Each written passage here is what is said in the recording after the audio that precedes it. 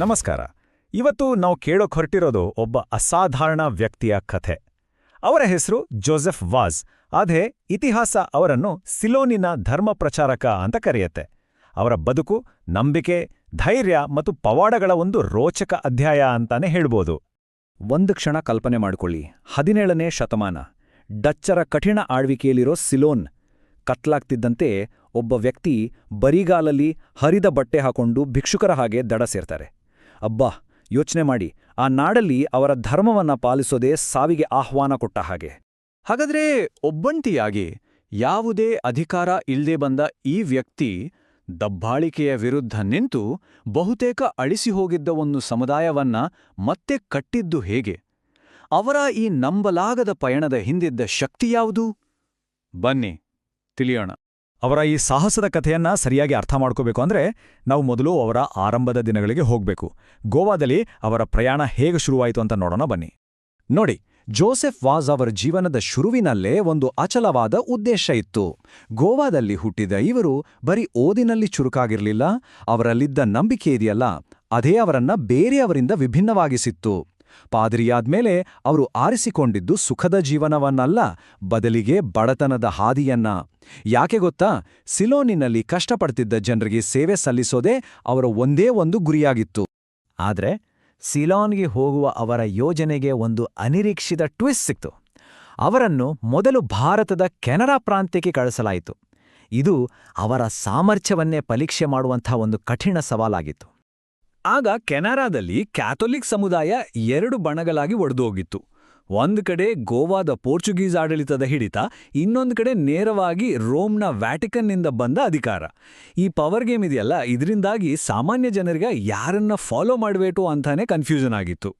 ಸ್ವತಃ ವಾಜ್ ಅವರೇ ಹೇಳೋ ಹಾಗೆ ಈ ವಿಭಜನೆ ಎಷ್ಟೊಂದು ಆಳವಾಗಿತ್ತಂದರೆ ಜನ ಒಂದೇ ಚರ್ಚಿನಲ್ಲಿ 2 ಬೇರೆ ಬೇರೆ ಧರ್ಮಗಳಿವೆ ಅಂತ ನಂಬೋಕೆ ಶುರು ಮಾಡಿದ್ರು. ಅಬ್ಬಾ, ಇಂಥ ಒಂದು ಸೂಕ್ಷ್ಮ ಪರಿಸ್ಥಿತಿಯಲ್ಲಿ ವಾಜ್ ತಮ್ಮ ಬುದ್ಧಿವಂತಿಕೆಯಿಂದ ಮತ್ತು ತಾಳ್ಮೆಯಿಂದ 2 ಗುಂಪುಗಳನ್ನ ಒಂದು ಮಾಡೋದ್ರಲ್ಲಿ ಯಶಸ್ವಿಯಾದರು. ಆದರೆ ಅವರ ಖ್ಯಾತಿಗೆ ನಿಜವಾಗಲೂ ಕಾರಣವಾದದ್ದು ಮುಡಿಪೋನಲ್ಲೇ ನಡೆದ ಒಂದು ಪವಾಡ. ಅವರನ್ನು ಕೊಲ್ಲೋಕೆ ಅಂತಾನೆ ಬೆಟ್ಟದ ಮೇಲೆ ಕರ್ಕೊಂಡ್ಬೋದಾಗ ವಾಜ್ ಶಾಂತವಾನಿ ಮಂಡಿಯೂರಿ ಪ್ರಾರ್ಥನೆ ಮಾಡ್ತಾರೆ. ತಕ್ಷಣ ಅವರು ಮಂಡಿಯೂರಿಯ ಜಾಗದಿಂದ ನೀರು ಚಿಮ್ಮುತ್ತೆ.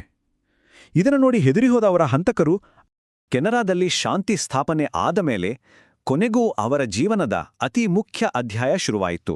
ಅವರು ಸಿಲೋನಿಗೆ ತಮ್ಮ ರಹಸ್ಯ ಕಾರ್ಯಾಚರಣೆಯನ್ನ ಪ್ರಾರಂಭಿಸಿದರು. ಸಿಲೋನ್ನಲ್ಲಿ ಅವರ ಮೊದಲ ಕೆಲವು ವರ್ಷಗಳು ಬರೀ ಹೋರಾಟವೇ ಆಗಿತ್ತು. ಹಗಲಲ್ಲಿ ಭಿಕ್ಷುಕ, ರಾತ್ರಿಯಲ್ಲಿ ರಹಸ್ಯ ಧರ್ಮಗುರು. ಇಡುವ ಪ್ರತಿ ಹೆಜ್ಜೆಗೂ ಅಪಾಯ ಕಾದಿತ್ತು. ಕೊನೆಗೆ ಪೋರ್ಚುಗೀಸ್ ಗೂಢಾಚಾರ ಅನ್ನೋ ಸುಳ್ಳು ಆರೋಪದ ಮೇಲೆ ಕ್ಯಾಂಡಿಯ ರಾಜ ಅವರನ್ನು ಜೈಲಿಗೆ ಹಾಕಿದ. ನಿಜ ಹೇಳ್ಬೇಕಂಡೆ ಅವರು ಪ್ರತಿದಿನ ಸಾವಿನ ಜೊತೆ ಬದುಕ್ತಿದ್ರು. ಡಚ್ಚರ ಸೈನಿಕರಿಂದ ತಪ್ಪಿಸ್ಕೊಳ್ತಾ, ಹಸಿವು, ರೋಗ ರುಜಿನಗಳನ್ನ ಎದುರಿಸ್ತಾ ಅವರು ಕತ್ತಲೆಯಲ್ಲಿ ತಮ್ಮ ಅನುಯಾಯಿಗಳಿಗೆ ಧೈರ್ಯ ತುಂಬ್ತಿದ್ರು. ಅವರ ಒಂದೊಂದು ದಿನವೂ ಪ್ರಾಣಪಣಕ್ಕಿಡುವ ಪರೀಕ್ಷೆಯೇ ಆಗಿತ್ತು. ಆದ್ರೆ ಸ್ವತಂತ್ರ ಕ್ಯಾಂಡಿ ರಾಜ್ಯದಲ್ಲಿ ಅವರ ಅದೃಷ್ಟ ನಾಟಕೀಯವಾಗಿ ಬದಲಾಗುತ್ತೆ. ಆ ಸಮಯದಲ್ಲಿ ಕ್ಯಾಂಡಿ ರಾಜ್ಯ ಭೀಕರ ಬರಗಾಲದಿಂದ ತತ್ತರಿಸಿತ್ತು. ರಾಜನ ಎಲ್ಲ ಪ್ರಯತ್ನಗಳು ಫೇಲ್ ಆಗಿತ್ತು. ಆಗ ಅವನು ಜೈಲಿನಲ್ಲಿದ್ದ ವಾಜ್ಗೆ ಒಂದು ಚಾಲೆಂಜ್ ಹಾಕ್ತಾನೆ. ನಿನ್ನ ದೇವರಲ್ಲಿ ಶಕ್ತಿ ಇದ್ರೆ ಮಳೆ ತರಿಸು ಅಂತ. ಇದು ವಾಜ್ ಅವರ ನಂಬಿಕೆಯ ಅಷ್ಟೇ ಅಲ್ಲ, ಅವರ ಜೀವದ ಪರೀಕ್ಷೆ ಆಗಿತ್ತು. ಆ ಸವಾಲಿನ ರಿಸಲ್ಟ್ ಇದೆಯಲ್ಲ, ಅದು ಇತಿಹಾಸವನ್ನೇ ಬದಲಾಯಿಸಿತು. ವಾಜ್ ಸಾರ್ವಜನಿಕವಾಗಿ ಪ್ರಾರ್ಥನೆ ಮಾಡ್ತಿದ್ದ ಹಾಗೆ ಸುತ್ತಮುತ್ತ ಧಾರಾಕಾರ ಮಳೆ ಸುರಿಯುತ್ತೆ.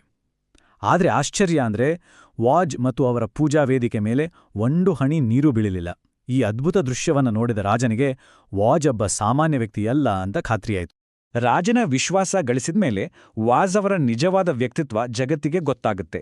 1697ರಲ್ಲಿ ಕ್ಯಾಂಡಿಯಲ್ಲಿ ಸಿಡುಬು ರೋಗ ಸಾಂಕ್ರಾಮಿಕವಾಗಿ ಹರಡಿದಾಗ ಸ್ವತಃ ರಾಜ ಮತ್ತು ಅವನ ಪರಿವಾರವೇ ನಗರ ಬಿಟ್ಟು ಓಡಿದ್ರು. ಆದರೆ ವಾಜ್ ರೋಗಿಗಳ ಸೇವೆ ಮಾಡಕ್ಕೆ ಅಲ್ಲೇ ಧೈರ್ಯವಾಗಿ ನಿಂತರು. ಅವರು ಜಾತಿ, ಧರ್ಮದ ಯಾವ ಭೇದವನ್ನೂ ಮಾಡದೆ ಎಲ್ಲರ ಸೇವೆ ಮಾಡಿದ್ರು. ರೋಗಿಗಳ ಗಾಯಗಳನ್ನ ಸ್ವತಃ ತೊಳಿತಿದ್ರು, ಅವ್ರಿಗೆ ಊಟ ಕೊಡ್ತಿದ್ರು ಮತ್ತು ಸತ್ತವರಿಗೆ ಗೌರವಯುತವಾದ ಅಂತ್ಯ ಸಂಸ್ಕಾರವನ್ನೂ ನೆರವೇರಿಸಿದ್ರು. ಅವರ ಈ ನಿಸ್ವಾರ್ಥತೆ ಅವರನ್ನ ಜನರ ದೃಷ್ಟಿಯಲ್ಲಿ ಒಬ್ಬ ದೇವಮಾನವನನ್ನಾಗಿ ಮಾಡ್ಬಿಟ್ಟು. ರಾಜನ ಸಂಪೂರ್ಣ ರಕ್ಷಣೆ ಸಿಕ್ಕಿದ್ರಿಂದ ವಾಜ್ ಕೊನೆಗೂ ಕ್ಯಾಥೋಲಿಕ್ ನಂಬಿಕೆಯನ್ನ ಪುನರ್ನಿರ್ಮಿಸೋಕೆ ಮುಕ್ತವಾಗಿ ಕೆಲಸ ಶುರು ಮಾಡ್ತಾರೆ. ಈಗ ಅವರಿಗೆ ಸಂಪೂರ್ಣ ಸ್ವಾತಂತ್ರ್ಯ ಸಿಕ್ಕಿತ್ತು. ವಾಜ್ ತುಂಬಾನೇ ಸಿಸ್ಟಮ್ಯಾಟಿಕ್ ಆಗಿ ಚರ್ಚನ್ನು ಮತ್ತೆ ಕಟ್ಟೋಕೆ ಶುರು ಮಾಡಿದ್ರು. ಇಡೀ ದ್ವೀಪವನ್ನ ವ್ಯವಸ್ಥಿತವಾಗಿ ವಿಭಾಗಿಸಿ ಚರ್ಚ್ಗಳನ್ನ ಕಟ್ಟಿ ಸ್ಥಳೀಯ ಭಾಷೆಗಳಲ್ಲೇ ಧರ್ಮಗ್ರಂಥಗಳನ್ನ ರಚಿಸಿದ್ರು. ಎಲ್ಲಕ್ಕಿಂತ ಮುಖ್ಯವಾಗಿ ಸಿಲೋನಿನ ಮೊದಲ ಬಿಷಪ್ ಆಗುವಂಥ ದೊಡ್ಡ ಪದವಿಯನ್ನ ವಿನಯದಿಂದ ತಿರಸ್ಕರಿಸಿ ಜನರ ಸೇವಕನಾಗಿಯೇ ಉಳಿದ್ರು.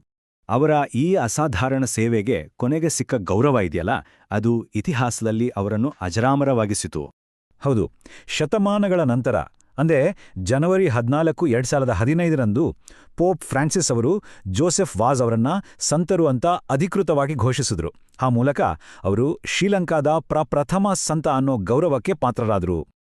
ಕೊನೆಯದಾಗಿ ಜೋಸೆಫ್ ವಾಜ್ ಅವರ ಜೀವನ ನಮ್ಮ ಮುಂದೆ ಒಂದು ದೊಡ್ಡ ಪ್ರಶ್ನೆಯನ್ನ ಇಡುತ್ತೆ. ಎಷ್ಟೇ ಕಠಿಣ ಪರಿಸ್ಥಿತಿಗಳಿರಲಿ, ದಬ್ಬಾಳಿಕೆ ಮತ್ತು ಅಪಾಯಗಳ ನಡುವೆಯೂ ಒಂದು ನಂಬಿಕೆ ಅಥವಾ ಉದ್ದೇಶವನ್ನ ಜೀವಂತವಾಗಿ ಇಡೋಕ್ಕೆ ನಿಜವಾಗಿ ಏನ್ಬೇಕು?